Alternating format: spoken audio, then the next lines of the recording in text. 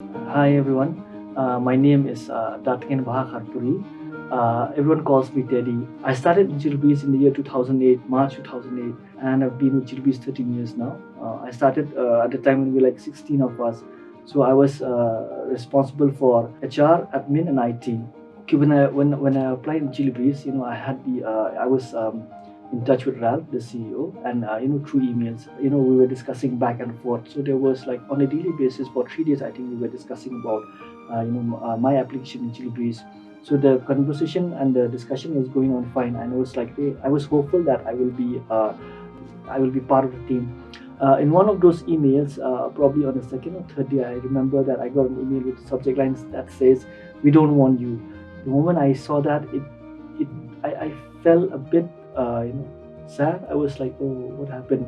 When I read inside the email, the subject line says, "We don't want you," but inside it says, "We don't want you if you think this is going to be easy. We don't want you if if you're not long term. We don't want you if you are going to be mediocre." So on and so forth. I think that email sets the tone for me in Chillibreeze right from day one. Maybe I can share a few things that how we overcome some of the things. For example, when we started in Chillibreeze, a lot of things when we started, we needed this, official documents like, with the bank, with RBI, which was like really new for for them as well to handle. So we had to figure that out. And then during those early days, we had the internet which was not so stable, and there are times when the internet goes off for like a week, and we had to take our staff, to a cyber cafe, download those files, and come back, work on those projects, and then at the evening time go back and upload those files. So it was like really we really had to figure out how to, it took us years and years to be able to have a stable internet connection. And then also during those times we have a lot of these buns and curfews, so we really had to figure out how to get our staff before the buttons to the office or after the buns, and we were like, it's a lot of us don't even have proper internet in the office, so we don't have internet at home as well. So we had to figure it out. So when we had when we are not able, when our customers were not able to get the files, when there's some issue, it can be 1 a.m. or 2 a.m. in the morning, we had to figure out, we had to get a vehicle and come to office and again send the file. So these are the challenges, but we have always really fought together to overcome these.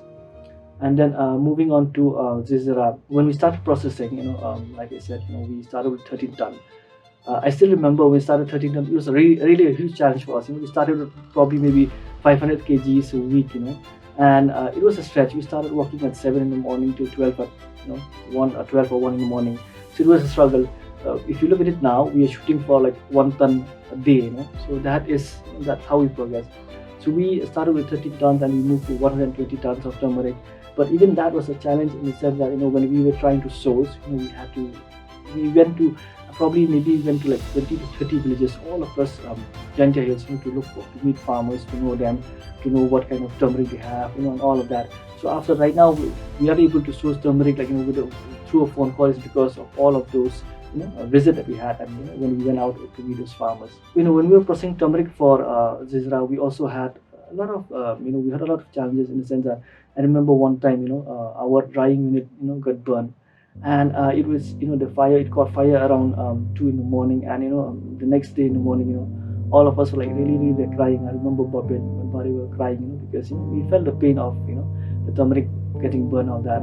But that did not stop us from really thinking what can we do next. I mean, it got burned, we failed in that area, but then next day itself we like go back to the processing where we so right now if you look at it, we are setting up a processing.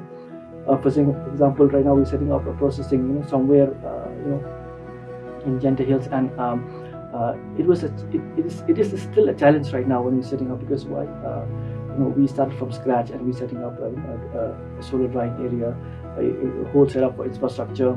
Okay, one of the projects that we took up, because we have this team we call the crack team, and this crack team is expected to do any kind of job, any requirement from be it any unit of Chillibreeze. So we had the crack team, and we started what we call the village. We wanted to build our own. We started with building our own building using AAC blocks and mild steel.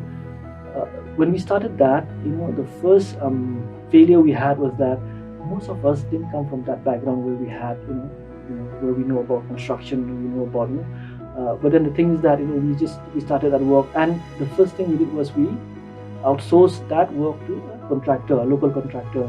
The contractor, like when he started work, he did a very bad job. The quality was poor, and in a matter of like probably maybe a month, we had to stop the contractor, and that was the biggest failure. Because why? We were not alert. We will not. The contractor was doing the work, and the quality was not so good, and it took us time to really see all of that. When we saw that, we stopped the contractor and we started the work on our own. So all of us as a team, we got together, we made the building, and when it's done, where now it's being used as an office for Chillibreeze, is being used by Zizira. We really felt sense of joy, because when it's done, we remember what we went through to get this done. So that gives us a lot of joy, a lot of happiness, to really see that and to really feel that okay, this is done, and the team using it. But then to get all of that done, we really had to go through this pain. A lot of time, probably maybe we are deep inside our heart, we're crying, and we experience failure, but then we never ever. The failure never ever kept us down. We really struggle, and we really fight to stand back up and take on the next project. Through all these exposure, through all these experience, and through all these challenging projects that I've been involved in, one thing that I learned, and I would suggest others as well, is to take on roles and responsibilities that are challenging. It may scare you, it may make you uncomfortable, it may stretches you, it may get you out of the comfort zone. You will also have sleepless nights, but those are the challenges that are going to bring out the best in you, and those are the challenges that you will learn a lot from. And when you're able to deliver, you will really experience that joy of work. One thing, when you take on challenging roles and responsibility, or when you set big goals, one of I would say a critical thing that we need is to have that mindset of figuring it out. I think that is one very critical factor, because for us, a lot of these projects that we are involved in, it's because we're strong in that is why we're able to overcome. Otherwise, we would have been stuck, and we would not know what to do or where to go from there. But it's that figuring attitude that we had that's always helped us overcome. And I would also suggest that be open to any challenge, be open to any roles, and that is where you will be able to experience, or you will be able to get opportunities in shooting for any big goal or being part of a team. Dream big.